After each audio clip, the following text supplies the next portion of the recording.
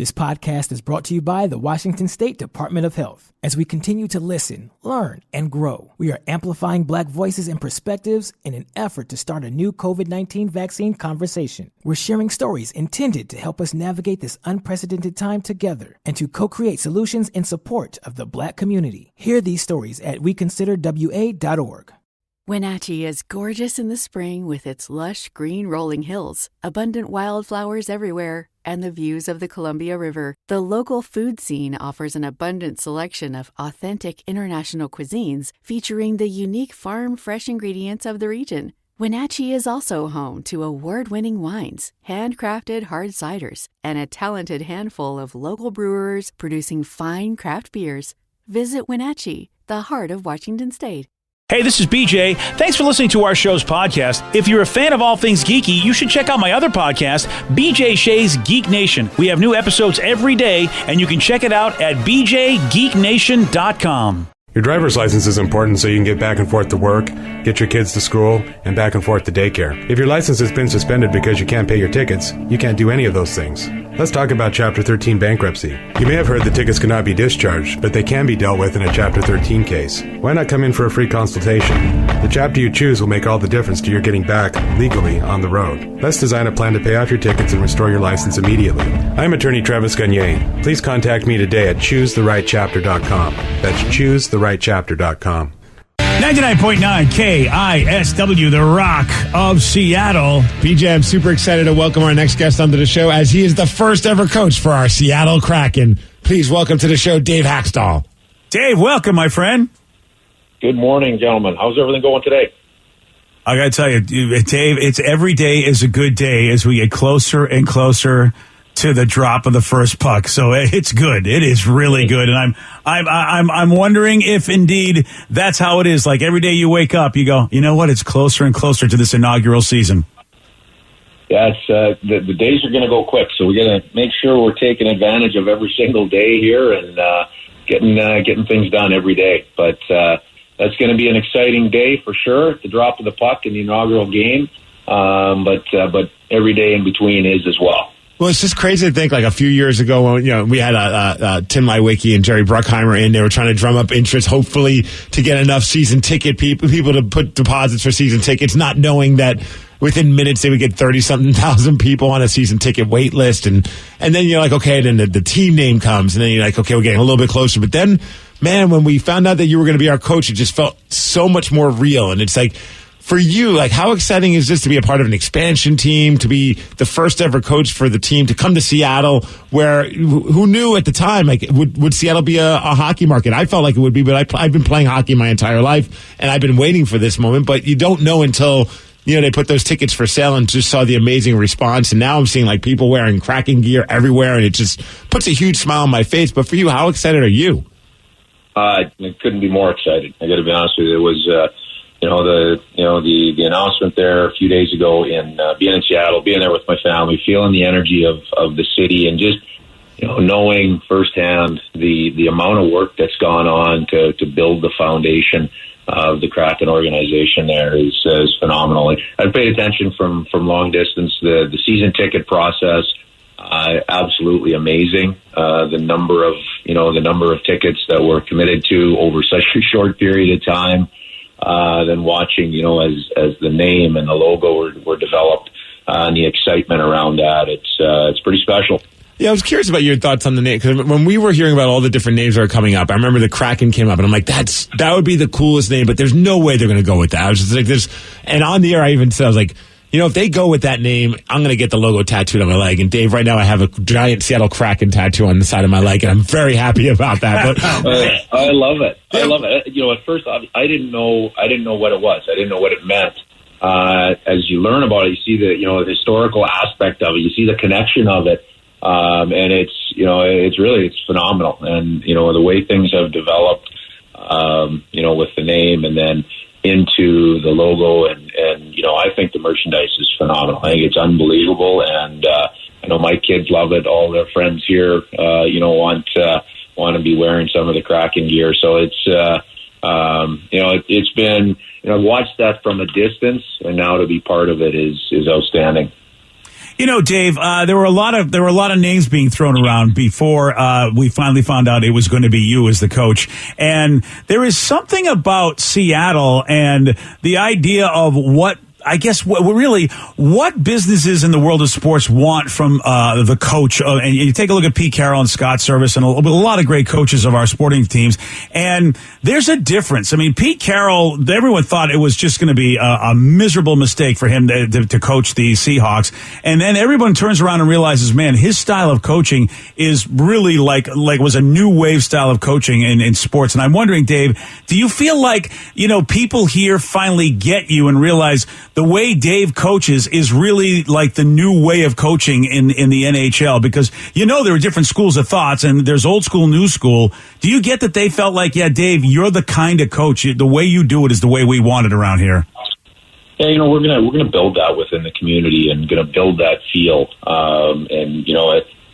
People are gonna see the way our team plays, and I think they're gonna really, like the philosophy that we're gonna go out and play with. I look at, you mentioned Pete Carroll. He's an innovator. I'm sure he has his core values, core beliefs, but from what I see, and I don't know Pete, he's an innovator. He's always looking for ways to do things better, to add more energy and performance to his team. So, those are things that I've always valued. I know what my core values are, but also there's evolution.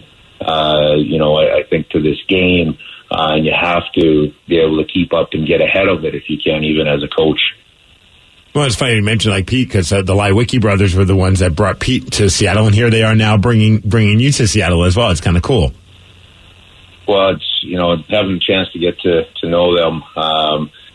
It's easy to look back and see the track record and the success they've had in different organizations, and for sure, kind of modeling and looking at what happened and what they did with the Seahawks and how they were a part of the success there. It's exciting, but it doesn't take long spending time with them to know and understand why, and the way they go about their business, treat people, and the things they do on a daily basis.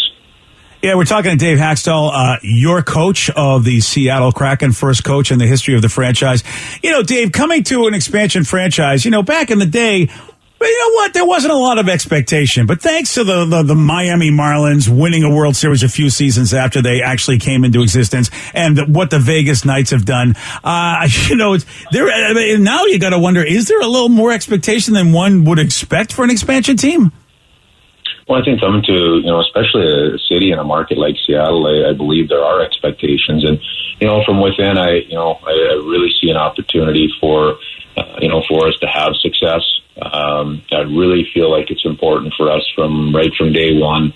And it's already been happening, and it's been done by everybody that's in place, but just setting our own standards and then living to those standards, as we get going into year one. So I have to bring this up because a few people have been texting as well. Back in 2018, we had Tim Lewicki and Jerry Bruckheimer, and the first true acquisition for the team, the first draft pick, was yours truly. They picked me as the backup to the emergency goalie. So I just wanted to, Coach, it's nice to finally meet you, and I was hoping I could get number 40, and let me know when practice is going to be. I'm ready to go. I'm trying to figure out if that means you have to come to rookie camp, or if you're now a veteran and you just jump right into main camp. I got to look into this. I'll get back to you. Coach, I'm in my 40s. I don't know if I could be a rookie. I think I'm going right into the vet status. Well, I'm just saying, if you have a player that's in the middle of a slump and he needs an ego boost, just bring me to practice, man. He can light me up and he'll feel good about life again. You never know when you need another goaltender.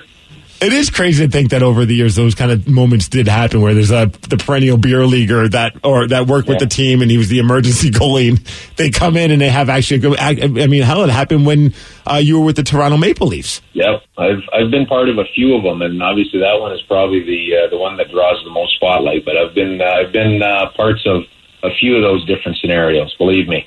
That's such a weird thing, and such a great part. That's just one of the many reasons why I love hockey. Just like those just random Disney movie moments that just happen.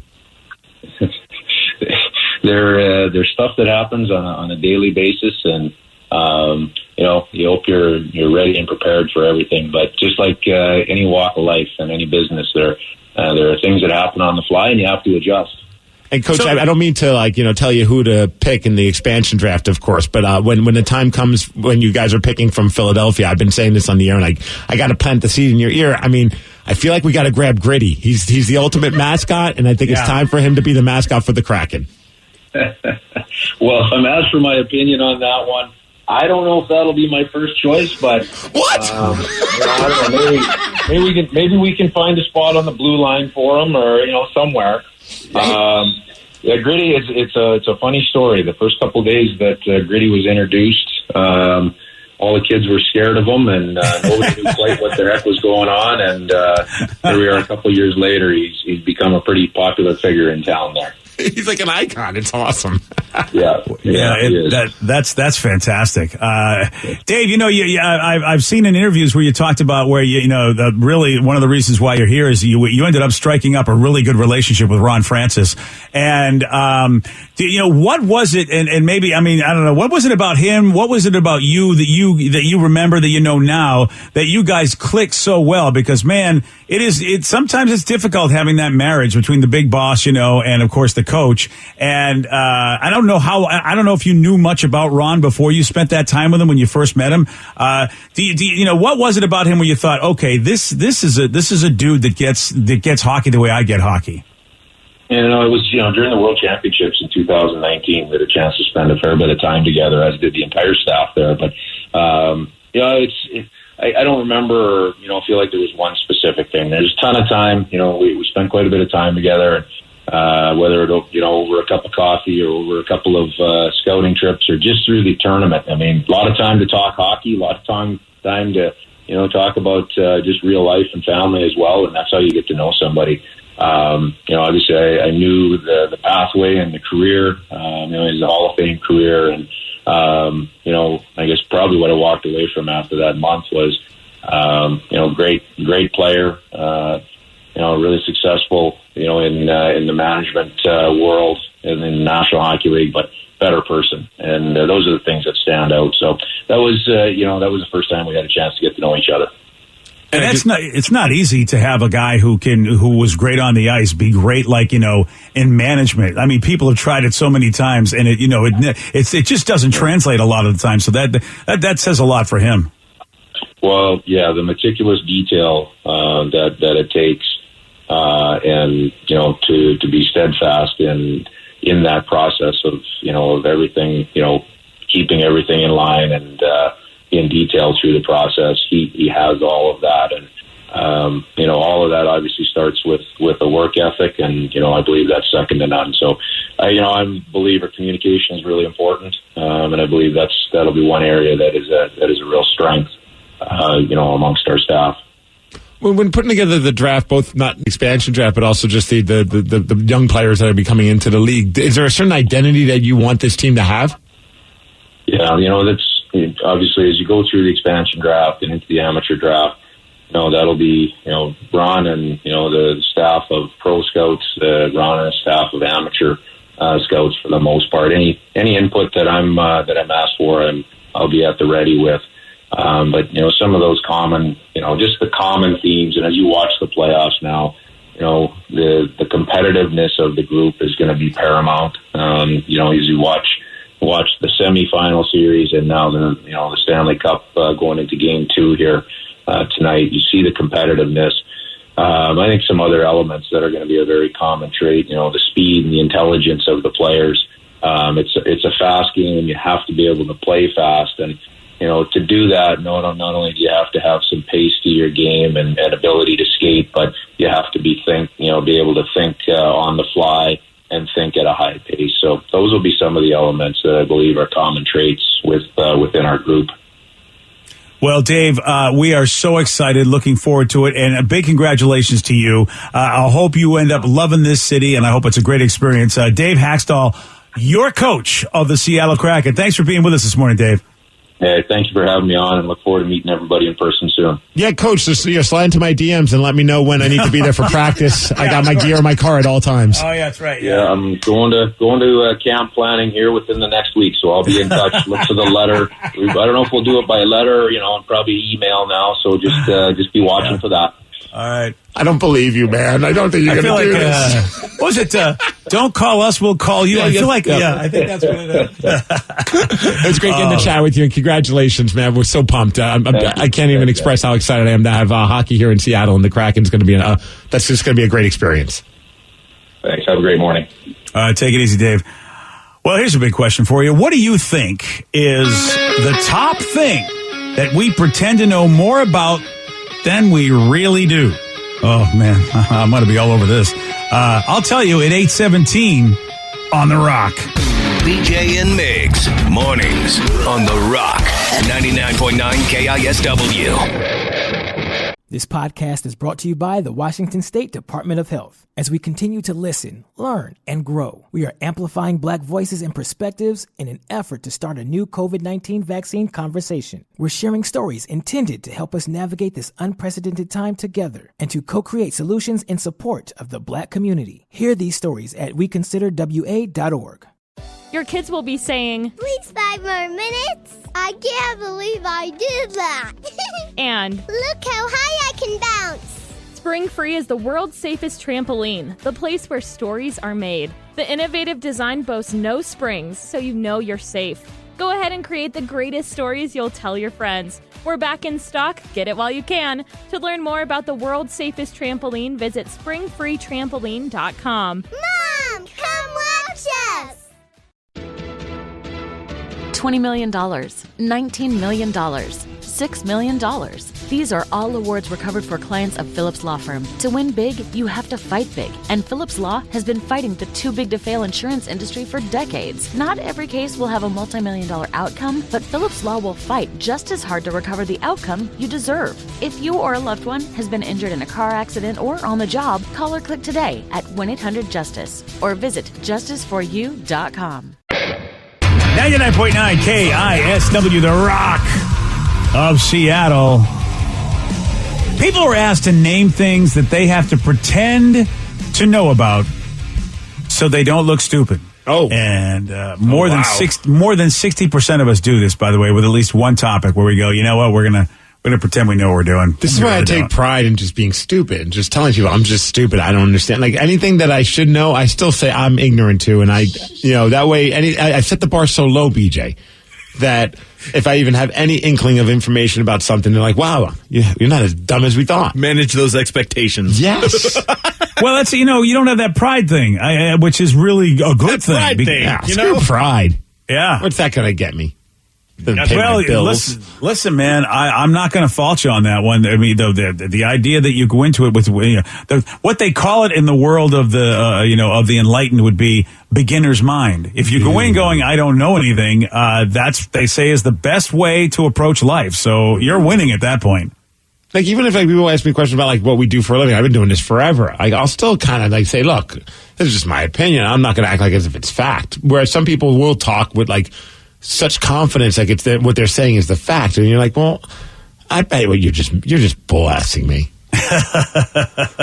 Yeah, I've always worried about what people thought about me. So to look like I was ignorant in a particular area that I'm supposed to, especially growing up as a dude in the 60s and or in 70s, there were man's man things that you were supposed to know, and if you didn't know them, it really was like a shot at you. Like, oh well, you're a loser. Well, I think what they call it nowadays, they call it imposter syndrome, a lot of people. And I feel like that's something that, I'm battling all the time with everything that I do. Even if I'm doing something well, I'm like, no, I'm completely just a phony. And I'm telling myself this. And I'm like, wait, no one else views me that way. But, I'm telling myself that. It's it's such a weird thing that gets in your head. But I feel like a lot of people are battling that. So that's a weird thing. You've got imposter syndrome, which is when you really are qualified and you don't believe you are. Right. And then you've got the pretend syndrome where you're pretending to be qualified about things you really are not qualified about. Yeah, because I'm curious now, what are these things? And I bet you anything, I'm going to just full on say I'm an idiot when it comes to them. Spoiler Yeah, alert. the first one for me, oh man, it's hard because I know nothing about this, and I don't know too many people on our show that care about this either. And it is the ultimate dude's thing to care about, especially traditional dude things to care about, and that's cars and car repairs. Yeah, but I know nothing about cars. Yeah, no. Yeah.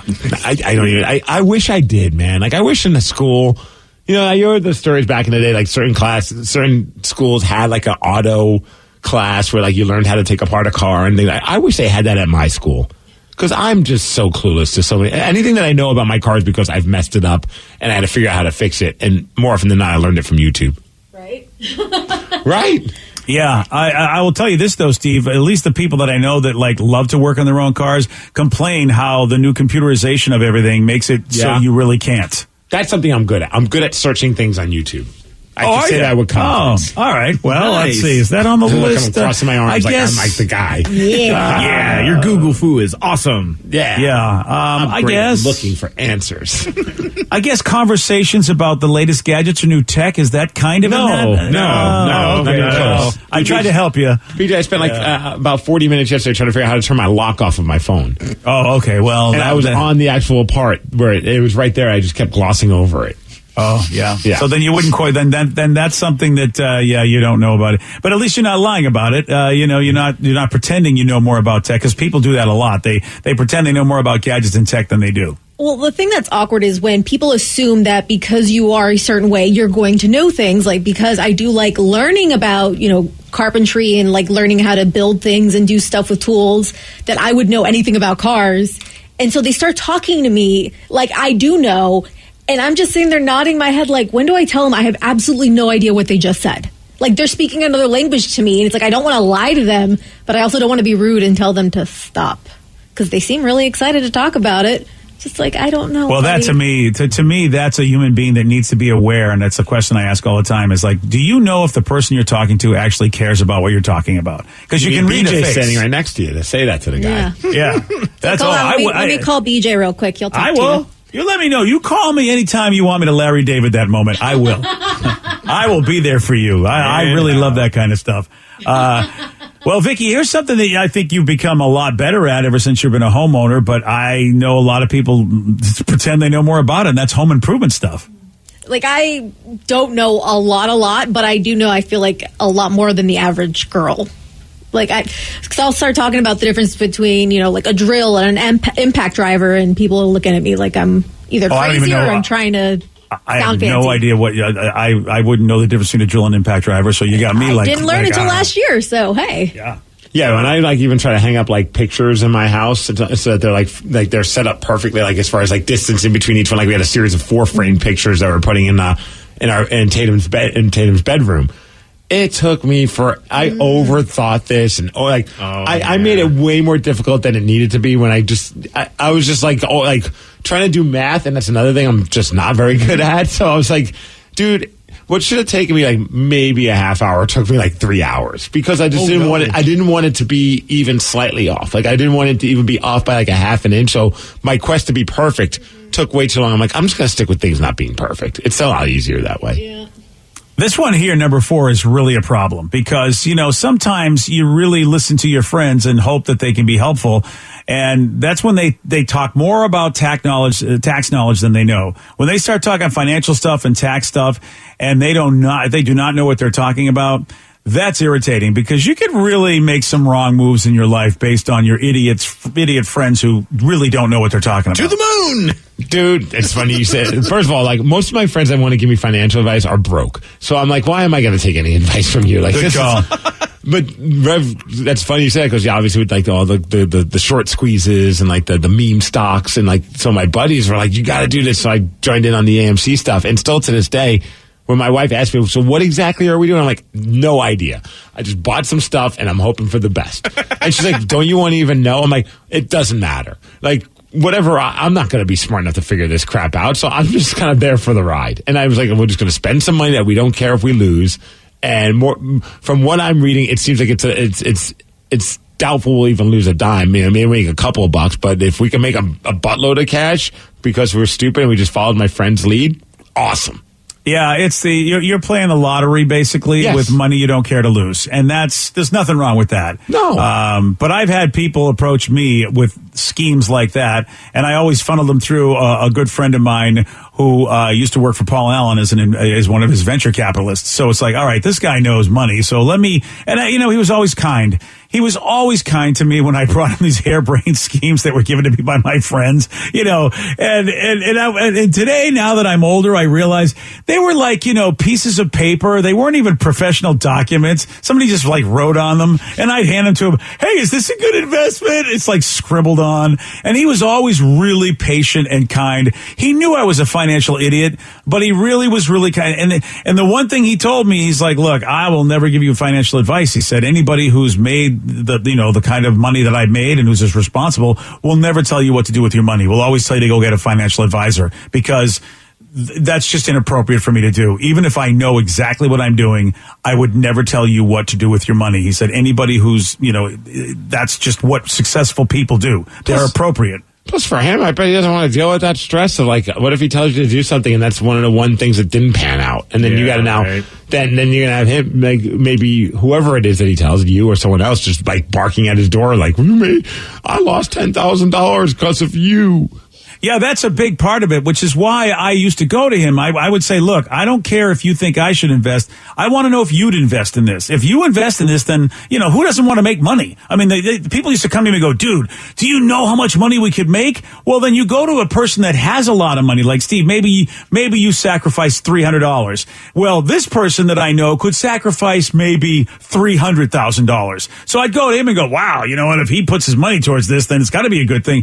Never did he ever. And everything I brought to him, I said, would you do this? He'd go, no. Oh, and he had the money that he could just throw it away like that and do it, and he still wouldn't do it because he's like throwing away $300,000 into this stock thing. I would already be retired because I did pretty well in the minimal amount that I've put in, because I got in pretty low, and it's now over like $50 a share when I got, and I was under like $8. But I didn't have $300,000 just to blow and didn't care if I lost it. That would have been a tough conversation. Well, that's what I'm saying. That's why I went to him, because he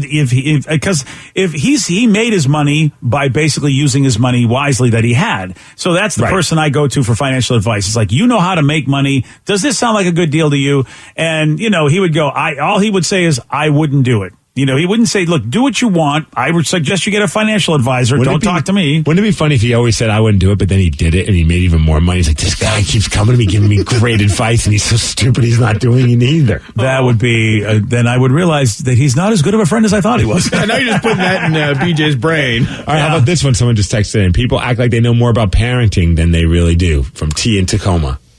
Anybody who's a good parent, and Steve, I hope I've been really good like this, because I really gave you bad relationship advice because you ended up being with the woman of your dreams, so I didn't know what I was talking about.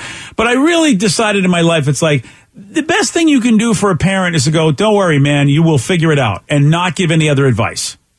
I think hopefully I don't feel like I've ever told you what to do with your kid at all, because what the hell do I know? I know I raised 2 kids, but honestly, I stumbled around in that, and it's a whole different time now. I mean, you're raising your little one pretty much 30 years after I raised my little ones. Right. You didn't have Coco Melon, man. You didn't have to deal with that kind of stuff. Okay, I did give you that advice and told you to find a way to run away from that. Yeah, right. I mean, there's all you can do is just tell a person, dude, you're going to figure it out. You will figure it out because you love your kid. You guys will figure it out. You'll get into a rhythm. It will happen. My only advice to anybody is just make sure you make time for the 2 of you, because you're not going to have as much 2 of you time as you did before. But that's not about raising your kid. That's just like, don't forget you 2 really were an item before the new little item came in. Yeah, dude, every day I'm like, I don't know what I'm doing. As long as she's breathing, I feel like we've accomplished a pretty good day. Like, that's really like, what I mean? Like, as long as you don't do anything that harms them, like. Yeah. But there's going to be lots of things like, she's going to fall, she's going to hurt herself, she's going to do all this. As long as like you said it, I know Thrill said it to me. One of the best pieces of advice he ever said was like, stop stressing. It's just, somehow you figure it out. I have no idea why, but we just do. It's just something in us. And he's absolutely right. Like, it just, but I'm not going to I would never think to go up to someone who has like a kid and be like, let me tell you how to raise your child. Oh yeah, so many people do. Messed up. I used to have fights with a friend of mine because he would pull Sarah aside a lot and tell her how she should live her life. And I remember looking at him and I'm like, dude, you have 2 kids yourself. You know what I do when I talk to your 2 kids? I say, hey, how you doing? How's school? What's happening? And then I shut up. Why would I get in the way of whatever you and your wife have been trying to do to basically shape their lives? They're basically versions of you two. And you two live a different life than me. So whatever I believe is the way a kid should be or way I don't know how your kids are like you, which means it's probably completely wrong. So stop telling my kid what to do. That'd be great. You're like, you two suck, so your kid's probably going to suck too. Well, I mean, honestly, that was the parenthetical part of the conversation that I just never said. It was in my head. But it's so true. It's like, their kid, those two were 2 different type of people, and you could tell their kids were going to be some version of the dad or the mom, and they're nothing like me. So why would I then give them my sort of life lessons? I know one that people love to talk about, and Joe, you probably deal with this too, because I know you go to the gym a lot. It's the people that want to tell you how like fitness and like the things to do. Yes. And it's just that. Like, I couldn't, and it's always someone who's not in shape. I'm like, wow. Oh, it's like the broke friend giving you financial advice. It's like an out of shape friend that's telling you how to do a proper sit up, and you're like, when have you done? Dude, it's the guy in jeans with Crocs who's giving you advice. Hey, what? Yeah, never mind. Wow, that was very specific. That was too specific. I'm not at the gym though, but I mean, 2 out of 3 right there. Yeah, but you know what? There are some people that do give you that advice, and you go, "Do you really know what you're talking about?" And I see lots of swole guys at my gym wearing Crocs. Yeah. Really? Oh yeah, that seems to be the thing. Oh no, I could never do it. I need that ankle support for when I'm doing my weightlifting. Yeah, I see plenty of people. A lot of people though, they're doing their workout with their I was going to say their feet off, their shoes off. That'd be weird. Yeah, if they take I hate when those Kathy Bates people come in and take the feet off. It's such a weird thing, man. I guess your deadlifts are better when your feet are off of you. Well, I don't know if it's the yoga world because, in yoga, they do everything with their shoes and socks off. It's always bare feet in that world. So I don't know if it's a carryover. I have no idea. It's a grip thing, but is it like you grip the floor better? I guess. Oh, I didn't realize that. All right. Well, I'm not, I don't know anything about it, so I'm not going to say that they're wrong. So a lot of guys that do deadlift stuff, I noticed that are wearing like flat. They wear like the flat shoes as opposed to like an arch. They don't wear high heels? No. I still do. Wow. Okay. But I'll wear like Vans or like Chuck Taylors while they do like on a leg day. Oh, okay. Because as a person that's never lifted a weight in his life, let me tell you, high heels are the way to go. Thank you. It's good for your calves. Vicky's right. Your ass looks great when you're doing that deadlift, Steve. Come on. It's the only time my ass looks good. Hey, here's a shocker, by the way. On this for life. We don't have to say much about this, but does this shock anyone that people give you plenty of advice about politics but don't know what they're talking about? Oh, really? Shocking. Yeah. I know, that shocked. I was surprised to see that on the list. And they don't even wait to ask if you want any advice on that one. They'll just give it to you. I know, and they are just clueless. I mean, they really, really are. It's Everyone. Thank you for quoting your favorite news network. Shut up. Really. Oh, no, they're quoting usually like their friend who posted a meme about something, and I'm just like, where's the real facts about this? It's right here. It's right here. That's a screenshot of your friend's Facebook post. That's not a legit source. I know. Yeah, it is. And I'm happy to say that I'm clueless about everything on this list. I really am because, look, it's, why? Because board games are not on the list. And even then some might argue I don't know about them either. But at least that's an argument that I can at least try to win. Yesterday, Steve, he did get this one right. Yep. The Cavalier is a car model made by which manufacturer? Cleveland. No. Nice. Chevy. Okay, yes. That's very, very nice. You want a shot at beating Steve? It's pretty easy. Dial this number, 206-421-ROCK. That's all you got to do. And you can play Beat Migs if you get through at 847 on The Rock. Today's podcast was brought to you by Travis Gagne, bankruptcy attorney. He's here right now and has agreed to answer more of your questions about bankruptcy. How do I know if bankruptcy is going to provide me with relief? What are the steps for my situation? There's so much information out there about bankruptcy with the internet and what people have heard from friends and other people that they've talked to about their financial issues or bankruptcy. There's also a lot of bad information out there or urban legends about bankruptcy. In order to determine whether bankruptcy makes sense for you, you need to talk to an attorney that's experienced in bankruptcy. So in order to determine whether bankruptcy makes sense for you, you should talk to an experienced bankruptcy attorney.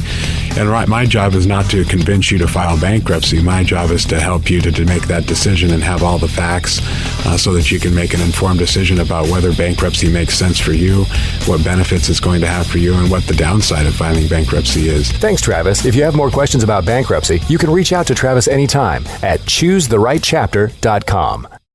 This podcast is brought to you by the Washington State Department of Health. As we continue to listen, learn, and grow, we are amplifying Black voices and perspectives in an effort to start a new COVID-19 vaccine conversation. We're sharing stories intended to help us navigate this unprecedented time together and to co-create solutions in support of the Black community. Hear these stories at weconsiderwa.org. The world needed a safer trampoline. Dr. Keith Alexander, inventor of the Spring-Free Trampoline, wanted to bring the joy of trampolining to his daughter.